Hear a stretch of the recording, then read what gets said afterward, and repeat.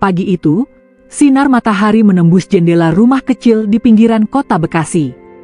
Aroma nasi goreng buatan Hani memenuhi dapur. Raffi baru saja keluar dari kamar, rambutnya masih acak-acakan, tapi wajahnya menyimpan ketenangan khas seorang pria yang tahu untuk apa ia bekerja keras setiap hari. "Pagi, Mas," sapa Hani sambil tersenyum. "Sarapan dulu, ya.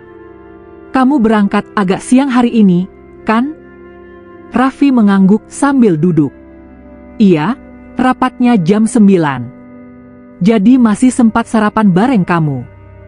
Dulu, momen seperti ini adalah hal paling membahagiakan bagi mereka. Rumah mereka sederhana, dindingnya belum diplester sempurna, meja makannya dari kayu bekas, tapi kehangatan di dalamnya lebih dari cukup. Raffi selalu bilang, rumah bukan soal besar atau kecilnya, tapi seberapa banyak doa yang keluar dari dalamnya. Hani dulu terpesona oleh kalimat itu. Ia menikahi Raffi bukan karena harta, melainkan karena lelaki itu punya hati besar. Waktu itu, mereka berdua sama-sama mulai dari nol, Raffi sebagai staf administrasi di sebuah perusahaan bahan bangunan, Hani membantu tetangga menjual kue. Namun seiring waktu, kehidupan mereka berubah. Raffi bekerja tanpa kenal lelah. Ia jarang mengeluh, bahkan saat pulang larut malam dan tubuhnya penuh debu. "Kalau kita sabar, nanti Tuhan ganti dengan lebih baik," katanya setiap kali Hani merasa lelah dengan hidup pas-pasan. Dan benar saja. Setelah 5 tahun bekerja, Raffi mulai dipercaya atasannya. Gajinya naik, tanggung jawabnya bertambah, dan rumah kecil mereka mulai diperbaiki sedikit demi sedikit. Hani tak lagi menjual kue, melainkan mulai sibuk menata rumah, membeli perabotan baru, dan perlahan mulai mengenal dunia yang lebih luas. Perubahan itu awalnya terlihat wajar. Setiap wanita pasti ingin hidup lebih baik, ingin tampil cantik, ingin dipuji. Tapi pada Hani, keinginan itu berkembang menjadi sesuatu yang lain, semacam dahaga yang tak pernah terpuaskan. "Mas, aku pengen ikut arisan komplek, ya? Biar bisa kenalan sama ibu-ibu kompleks sebelah," ujarnya suatu sore. Raffi mengangguk. "Boleh, asal jangan lupa nabung juga." Awalnya Raffi senang. Ia kira Hani akan punya teman baru.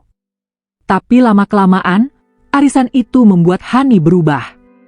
Ia mulai sering membandingkan hidupnya dengan orang lain. "Lihat deh, rumah Bu Nila bagus banget. Dapurnya pakai marmer. Padahal suaminya cuma pengusaha kecil," ucap Hani suatu malam. Raffi hanya tersenyum tipis. "Kalau rezeki, nggak usah dibandingin, sayang. Yang penting kita cukup dan bahagia." Tapi Hani sudah tak lagi mendengarnya dengan hati. Setiap kali ia melihat tetangganya berganti mobil atau jalan-jalan ke Bali, rasa iri itu tumbuh sedikit demi sedikit. Suatu hari, Hani mengenal seorang pria bernama Dion, teman dari salah satu anggota arisannya. Pria itu bertampang rapi, tutur katanya manis, dan punya usaha kontraktor kecil. Dion sering datang ke rumah-rumah kompleks untuk menawarkan jasa renovasi, dan entah bagaimana, ia bisa membuat Hani tertawa seperti dulu lagi.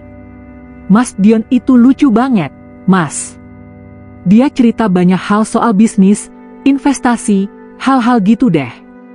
Katanya, kalau mau sukses, kita harus berani ambil risiko," ucap Hani sambil tersenyum tipis di depan Raffi malam itu. Raffi hanya membalas dengan anggukan. "Iya, tapi jangan semua kata orang kamu percaya, ya. Nggak semua orang niatnya baik." Namun di lubuk hatinya, Raffi tahu sesuatu mulai berubah. Tatapan Hani kini berbeda. Senyum yang dulu untuknya, kini sering muncul saat layar ponsel menyala. Ia tak mau menuduh, tapi ia bisa merasakan jarak yang makin lebar di antara mereka. Beberapa bulan kemudian, Hani mulai meminta sesuatu yang besar. "Mas, rumah ini sempit. Gimana kalau dijual aja, terus kita beli rumah baru yang lebih besar? Lagian aku dengar Dion bisa bantu cari tanah murah di daerah sini." Raffi menatap istrinya dalam diam. Ia tahu rumah ini dibangun dengan keringat dan lembur tak terhitung jumlahnya. Tapi ia juga tahu, melawan keinginan Hani hanya akan membuat keadaan tegang. Kalau kamu yakin, ya sudah. Tapi semua urusan suratnya nanti atas nama kamu aja, biar kamu senang, ujar Raffi akhirnya, dengan suara pelan. Hani menatapnya, terkejut sekaligus senang. Serius, Mas? Kamu percaya sama aku segitunya? Raffi hanya mengangguk, meski dalam dadanya ada rasa aneh, semacam firasat bahwa langkahnya kali ini akan membawa luka di kemudian hari. Sejak rumah baru itu jadi, Hani makin jarang di rumah. Ia bilang ada urusan arisan, kadang bantu Dion urus proyek, kadang sekadar nongkrong di kafe. Raffi tak banyak bertanya. Ia hanya berusaha memahami. Kalau cinta itu kayak taman, katanya suatu malam sambil menatap foto pernikahan mereka di meja rias, harus disiram terus. Tapi kalau salah satu berhenti menyiram, lambat laun layu juga. Namun kalimat itu tak lagi sampai ke telinga Hani. Ia sudah berjalan terlalu jauh di jalan yang lain, jalan yang penuh cahaya semu dan pujian palsu. Di balik semua itu, Raffi menyimpan ketenangan yang aneh. Setiap kali melihat perubahan Hani, ia hanya diam. Ia tetap bekerja, tetap tersenyum, bahkan tetap memberikan uang bulanan meski tahu sebagian dipakai bukan untuk keperluan rumah tangga. Hani tak pernah tahu bahwa setiap langkahnya kini sedang diamati oleh seseorang yang tak akan berteriak, tapi juga tak akan lupa.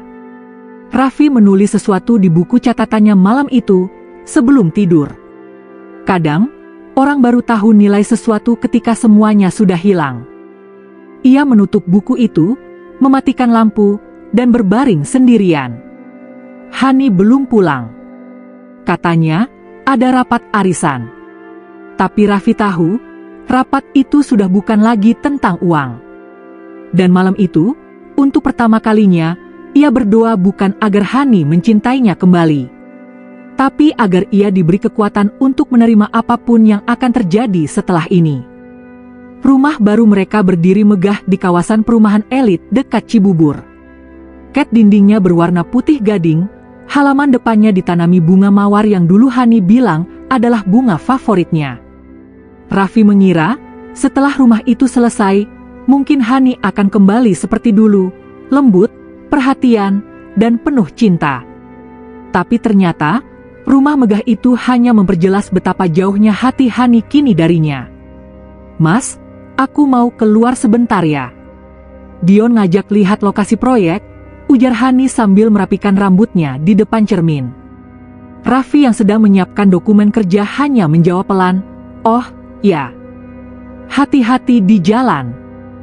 Hani bahkan tidak menoleh, apalagi mencium tangan suaminya seperti dulu. Ia keluar dengan parfum mahal yang tidak pernah ia pakai sebelumnya, aroma yang asing di hidung Raffi, tapi justru membuat hatinya makin perih. Setelah pintu tertutup, Raffi menatap ruang tamu kosong itu lama sekali. Dulu setiap Hani pergi, ia selalu menatap dari jendela, melambaikan tangan, sambil berteriak kecil, jangan lupa makan siang ya, Mas. Sekarang, rumah hanya sunyi. Dan kesunyian itu lebih menusuk dari teriakan manapun. Hubungan mereka memburuk dalam diam. Hani masih tinggal di rumah yang sama, tapi seolah sudah tidak menjadi bagian dari hidup Raffi. Ia sering pulang larut malam, kadang bahkan lewat tengah malam. Saat Raffi bertanya, jawabannya selalu sama. Mas, aku capek. Jangan tanya-tanya terus, ya. Aku kan juga kerja bantu Dion. Suatu malam, Raffi memberanikan diri bicara dengan lembut. Hani, aku nggak melarang kamu bergaul. Tapi aku cuma minta satu hal, tolong, jangan biarkan orang lain menilai rumah tangga kita rusak.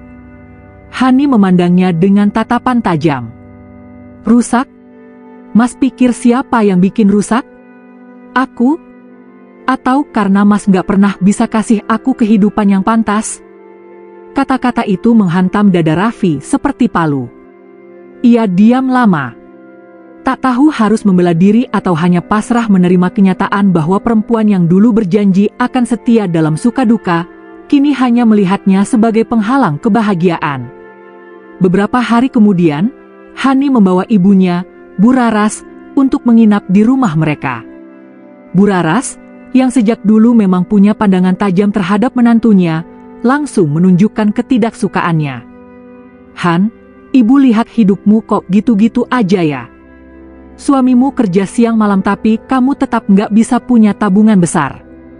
Ibu heran, "Dia kerja di mana sih?" katanya sambil melirik sinis ke arah Raffi. Raffi hanya tersenyum sopan. "Saya kerja di perusahaan bahan bangunan, Bu. Alhamdulillah cukup untuk kebutuhan kami." Bu Raras mendengus. "Cukup buat kamu, mungkin. Tapi anak saya ini perempuan, Mas Raffi. Dia butuh dimanjakan, bukan diajak hidup prihatin terus. Kalau bukan karena dia, kamu belum tentu bisa punya rumah sebagus ini." Kalimat itu membuat Raffi tercekat. Ia ingin menjelaskan bahwa semua yang mereka miliki dibangun dari hasil kerja kerasnya selama bertahun-tahun. Tapi ia tahan.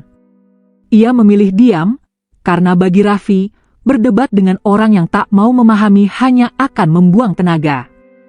Namun malam itu, ia duduk lama di teras rumah, menatap langit yang kelam tanpa bintang. Ia bertanya dalam hati, apa cinta memang punya batas sabar? Waktu berjalan. Raffi makin jarang berbicara dengan Hani. Bahkan saat mereka duduk di meja makan yang sama, suasana seperti dua orang asing yang kebetulan tinggal di rumah yang sama. Tapi gosip di sekitar mereka mulai menyebar. Beberapa tetangga berbisik bahwa Hani sering terlihat bersama Dion di kafe, bahkan berdua saja.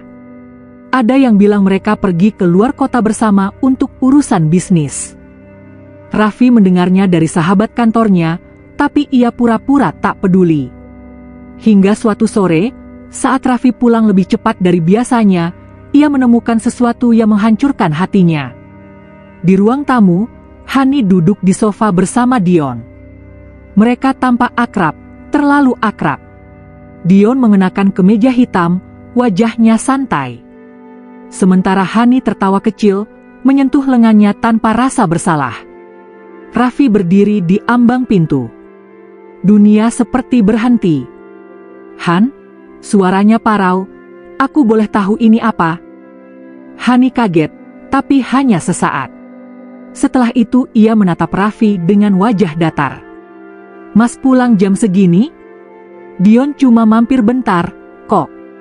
"Ngapain sih Mas langsung suzon?" Dion ikut berdiri, mencoba bersikap tenang. "Santai aja, Mas Raffi. Kami cuma ngobrol soal proyek." Raffi menghela napas dalam. Ngobrol proyek di rumah istri orang, berdua, sore-sore begini? Keheningan jatuh di antara mereka. Hani lalu berdiri, mendekat ke arah Raffi dengan tatapan menantang. "Mas jangan lebay. Aku capek dengar nasihat kamu terus. Aku juga manusia, butuh dihargai." Dion tahu cara memperlakukan perempuan, bukan cuma kasih janji dan doa kayak Mas. Kata-kata itu menampar harga diri Raffi. Tapi ia tetap tidak membalas. Ia menatap Hani lama sekali, lalu berkata lirih, "Kalau begitu, semoga dia bisa membuatmu lebih bahagia daripada aku." Ia berbalik, masuk ke kamar, dan menutup pintu dengan pelan. Bukan karena takut kehilangan, tapi karena hatinya sudah terlalu lelah untuk memohon agar seseorang tetap tinggal. Beberapa hari setelah kejadian itu, Bu Raras datang lagi. Kali ini membawa kabar yang membuat segalanya pecah. "Hani udah capek, Raffi. Dia mau cerai," katanya tanpa basa-basi saat duduk di ruang tamu. Raffi menatap ibu mertuanya itu dengan wajah tenang. "Kalau itu maunya Hani, saya nggak bisa memaksa." Hani yang duduk di samping ibunya menatap Raffi dingin. "Aku cuma mau semuanya jelas. Rumah, tabungan, mobil, semuanya kan udah atas nama aku. Jadi nggak usah repot." Raffi hanya mengangguk. Kalau itu bisa bikin kamu lega, silakan. Bu Raras tersenyum sinis. Bagus kalau kamu sadar diri, Raffi. Jangan halangi anak saya untuk bahagia. Raffi menunduk. Ia tidak menangis, tidak marah, tidak memohon. Hanya diam yang panjang dan dalam, seperti laut yang menyimpan badai di bawah permukaannya. Dan pada hari itu, untuk pertama kalinya, ia melihat perempuan yang pernah ia cintai berubah sepenuhnya menjadi orang lain. Hani menandatangani berkas perceraian dengan tangan dingin, di hadapan ibunya, dan di hadapan Dion yang ikut hadir. Ketika tanda tangan terakhir itu selesai, Hani meletakkan pena dan berkata datar. Mulai sekarang, aku bebas. Aku bisa hidup sesuai yang aku mau. Raffi menatapnya sekali lagi, bukan dengan marah, bukan dengan dendam. Hanya dengan mata yang lelah tapi tulus. Aku doakan kamu benar-benar bahagia, Han, katanya pelan. Tapi jangan lupa, setiap kebebasan ada harga yang harus dibayar. Dan kalimat itu, entah kenapa, membuat Hani sejenak terdiam. Namun sesaat kemudian, Dion merangkulnya dan berkata dengan nada tinggi. Sudahlah, Mas Raffi. Terima aja nasib. Dunia ini milik orang yang berani. Raffi hanya tersenyum. Senyum yang misterius, seolah ada sesuatu yang ia tahu, tapi memilih menyimpannya rapat-rapat. Malam itu, Raffi meninggalkan rumah tanpa membawa apapun selain satu koper kecil. Ia berjalan kaki menuju jalan utama, di bawah hujan rintik yang dingin. Dari kejauhan, rumah megah yang dulu ia bangun dengan cinta tampak remang di balik lampu taman. Dan di antara langkah-langkah kecilnya yang basah, ia berbisik pelan. Kau boleh ambil hartaku, tapi tidak pernah bisa mengambil ketenanganku. Ia melangkah pergi, diam, tapi pasti. Karena ia tahu, badai yang sesungguhnya baru akan dimulai. 2 bulan setelah perceraian, hidup Hani tampak seperti yang dulu ia impikan. Rumah megah yang dulu ia bangun bersama Raffi kini resmi menjadi miliknya. Mobil barunya terparkir di garasi. Tabungan atas namanya berisi jumlah yang cukup untuk hidup nyaman selama bertahun-tahun. Dan di sisinya, ada Dion, pria yang katanya akan membawanya ke kehidupan yang lebih glamor. Namun, kebahagiaan yang ia kira akan datang, terasa hampa sejak hari pertama Raffi pergi. Pagi itu, Hani duduk di ruang makan dengan meja besar yang penuh makanan. Bu Raras di sebelahnya sedang menggulir ponsel, memamerkan foto-foto mereka berdua di media sosial. Lihat, Han. Banyak yang komentar loh. Katanya kamu makin cantik, makin cocok sama Dion, kata Bu Raras bangga.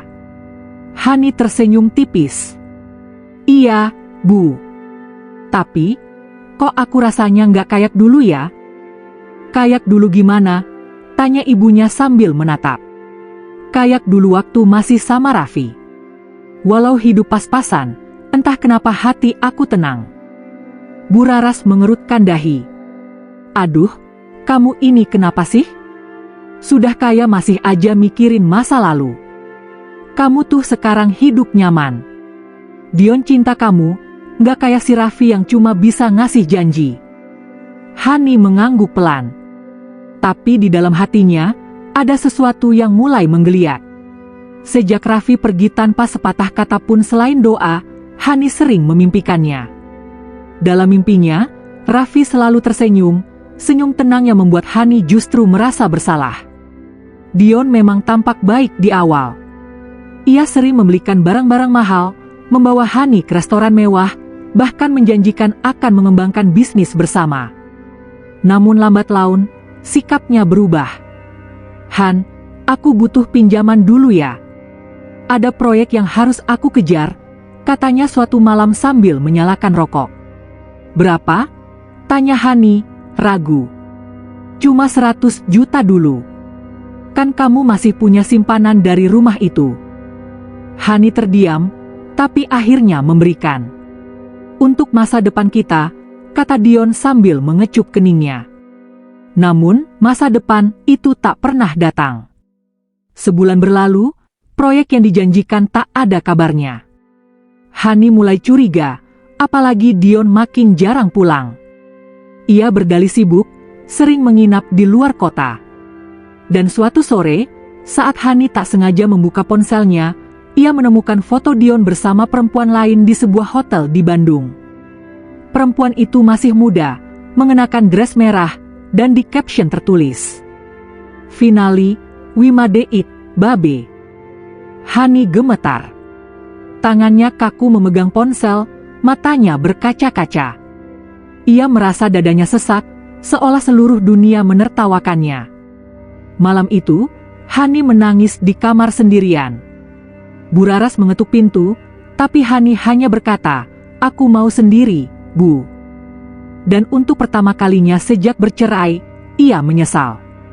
Bukan hanya karena Dion berkhianat, tapi karena kini ia sadar, lelaki yang dulu ia tinggalkan tidak pernah sekalipun memperlakukannya seburuk ini. Hari-hari berikutnya semakin pahit. Uang di rekening Hani perlahan menipis karena Dion tak kunjung mengembalikannya. Sementara proyek rumah yang dulu dijanjikan sebagai investasi masa depan, ternyata hanya permainan angka, surat tanahnya ganda, dan Hani kehilangan sebagian besar tabungannya karena penipuan. Buraras mencoba menenangkan.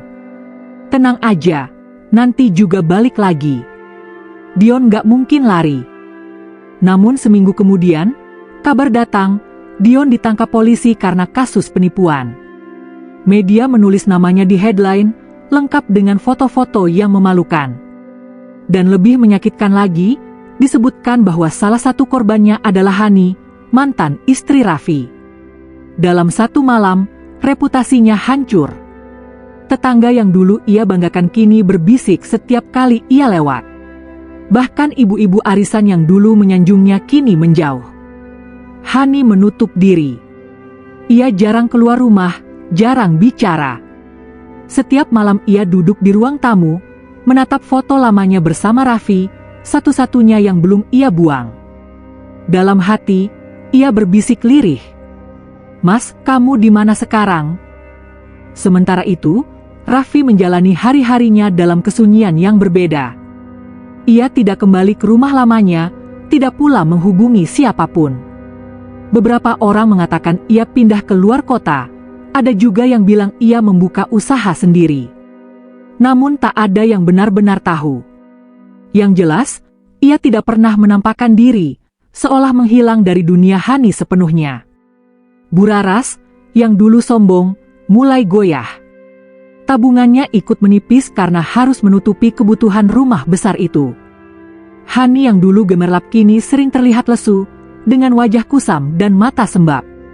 Rumah megah itu kini terasa terlalu besar, terlalu sepi, dan terlalu mahal untuk dijaga oleh dua perempuan yang kehilangan arah. Suatu sore, saat Hani duduk di taman belakang, hujan turun pelan. Air mengalir melewati jalan setapak, membasahi daun mawar yang dulu ditanam Raffi sendiri.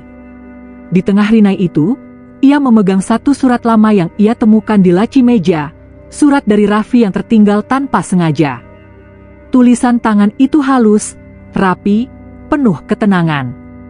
"Hani, jika suatu hari kamu membaca ini, mungkin aku sudah tidak lagi di sisimu.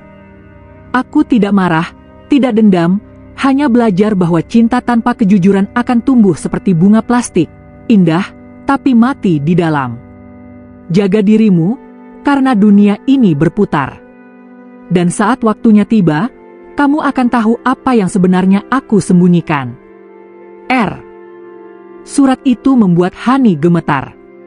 Ia menatap kalimat terakhir lama sekali, merasa seperti dihantam kenyataan yang belum ia pahami sepenuhnya. "Kamu akan tahu apa yang sebenarnya aku sembunyikan." Apa maksudnya? Apa rahasia itu? Ia ingin tahu, tapi tak tahu harus mulai dari mana.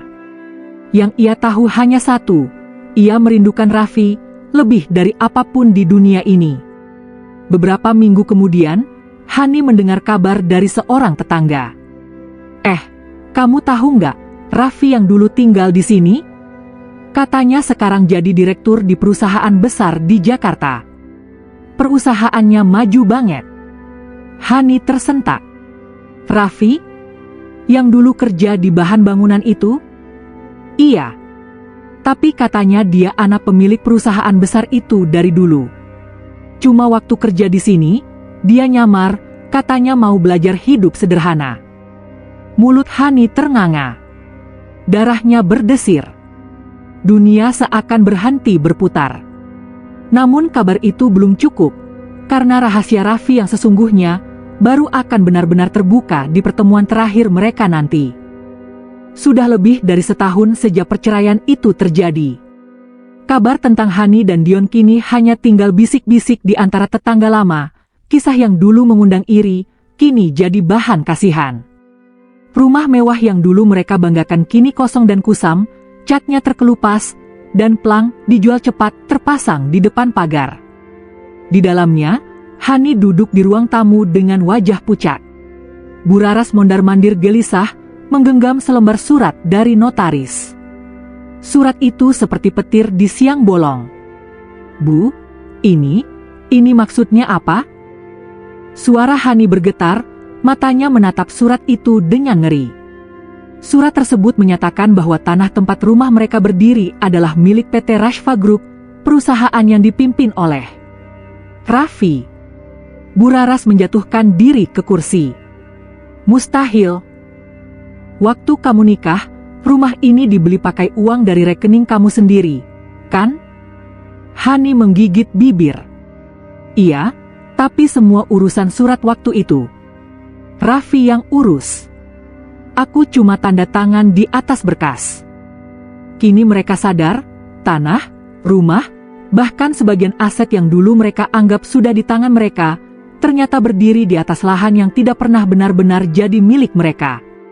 Sementara itu, di pusat kota, Raffi berjalan keluar dari ruang rapat besar.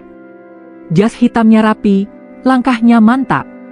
Ia baru saja menandatangani dokumen merger antara perusahaannya dengan investor asing. Nilai transaksi itu cukup besar untuk membuatnya masuk daftar pengusaha muda paling berpengaruh di Jakarta. Asistennya, Dira, menghampiri pelan. Pak Raffi, soal lahan di kawasan Melati Residence, sertifikatnya sudah resmi atas nama perusahaan. Mau langsung dilelang? Raffi menatap layar tablet, lalu berkata datar, tidak usah. Biarkan saja begitu. Tapi, Pak, di situ masih ada penghuni lama. Saya tahu, jawabnya pelan. Mereka akan pergi sendiri, tanpa perlu saya usir. Dira terdiam. Ia tahu siapa yang dimaksud penghuni lama itu. Hani datang ke kantor notaris dengan wajah kacau. Ia memohon agar bisa mempertahankan rumah itu, tapi hukum terlalu jelas, sertifikat induk tidak atas namanya. Semua sudah tercatat resmi sejak dulu, bahkan sebelum pernikahannya dengan Raffi berakhir. Artinya, Raffi tidak pernah mengambil kembali, karena memang dari awal tidak pernah memberinya sepenuhnya. Tangannya gemetar saat membaca nama di dokumen itu. Pemilik sah, Raffi Adriansyah. Dunia seolah berhenti berputar. Tetes air mata jatuh tanpa suara. Dia sudah tahu dari dulu, dia sengaja diam, gumamnya lirih. Bu Raras marah-marah, menyalahkan Raffi habis-habisan. Lelaki itu licik, tidak tahu diri. Hani hanya menunduk, kehilangan kata.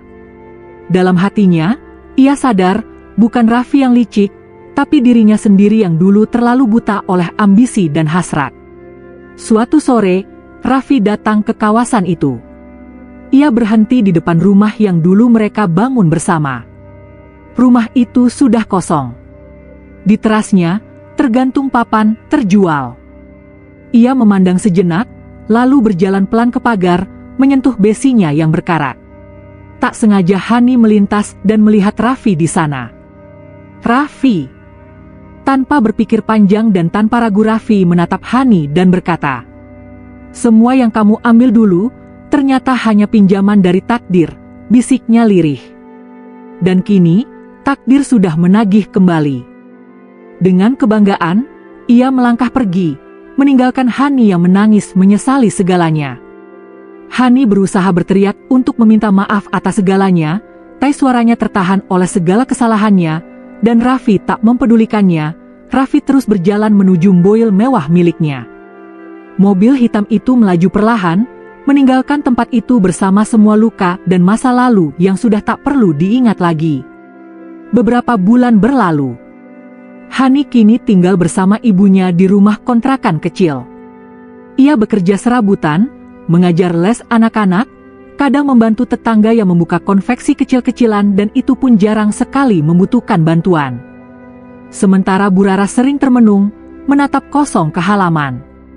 Lambat laun kondisi Bu Rara semakin memburuk, tak ada biaya untuk berobat, tak ada yang bisa menolong, sampai pada akhirnya Bu Raras menghembuskan nafas terakhirnya bersama segala penyesalannya. Hani benar-benar hancur, segalanya habis, tersisa hanya dirinya yang tak tahu harus berbuat apa. Sedangkan Raffi sudah tak peduli dengan kehidupan Hani, ia menjalani hidup bahagia.